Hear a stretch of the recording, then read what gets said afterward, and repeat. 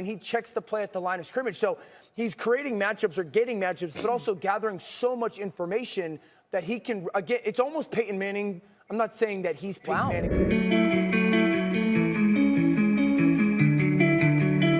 Says on the beat, boy. Yeah. Cause he wanna light. Headlights, I've been whipping midnight through the city. I've been going through some things, tryna get my mind right. Push the bucket to the limit, push that bitch into the finish. Gotta get the full control, gotta get my mind right. Headlights, I've been whipping midnight through the city. I've been going through some things, tryna get my mind right. Push the bucket to the limit, push that bitch into the finish. Gotta get the full control, gotta get my mind right. Yeah. He's an incredibly cerebral quarterback. Pre-snap, he's one of the best in the game. And now that they have, as you alluded to with Kellen Moore's play calling, so many answers for him out of so many different looks, he is able to find mismatches and make decisions at the line of scrimmage based on what he's seeing. You talked about the two tight ends on the field. I believe the second Tony Pollard wheel route, they had the two tight ends on his side. I thought they were going to run it because they've been so good running out of those looks. But they don't have to, because Pollard, as great as he is as a running back, and I've been beating that drum all season, he's one of the probably 3 best receiving running backs in the NFL.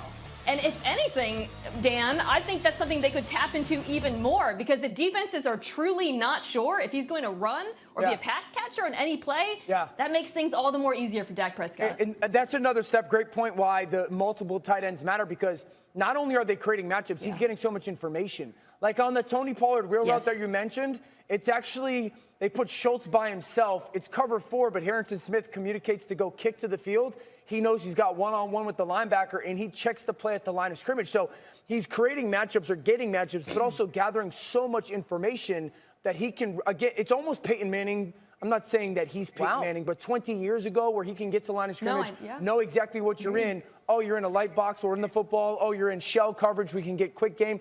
Like, that stuff is where they're at their best efficiently-wise. What's going on, Cowboy faithful, NFL faithful? How you doing? It's your boy DMV, back with another one. And I heard this little tidbit from Mina and Dan Orlovsky, and how the tide changes, doesn't it? You know, because, you know, just a few weeks ago, we heard how, you know, there's a quarterback controversy in Dallas. We heard that. You know, us real Cowboy fans that knew what was going on, we knew that it was just a matter of time before Dak Prescott got back and you'd see a lot more out of this offense. You know, us guys, they told us we were crazy. But now we're hearing stuff like Dan Orlovsky comparing him to Peyton Manning, but then pulling it back. Like, come on, bro. Are you serious? Man, y'all just riding the waves. At the end of the day, make your points and stand on them. You know, but you are allowed to change your opinion, though. But this is how I've always done it.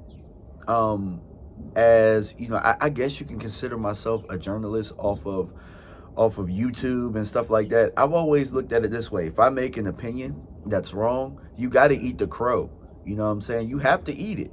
I've always done that. I don't have a problem eating crow, because at the end of the day, being a man, being a human, you know, there's nothing wrong with learning. There's nothing wrong with being wrong. There's nothing wrong with failing, and then being able to, you know, say, hey, I learned from that, you know. And in this case, I'm not going to let it slide or skip over the fact that y'all been dogging this man Dak Prescott for months, and not just you, your counterparts. Y'all sat right there and let Steve Young say that whole he can learn from Cooper Rush crap.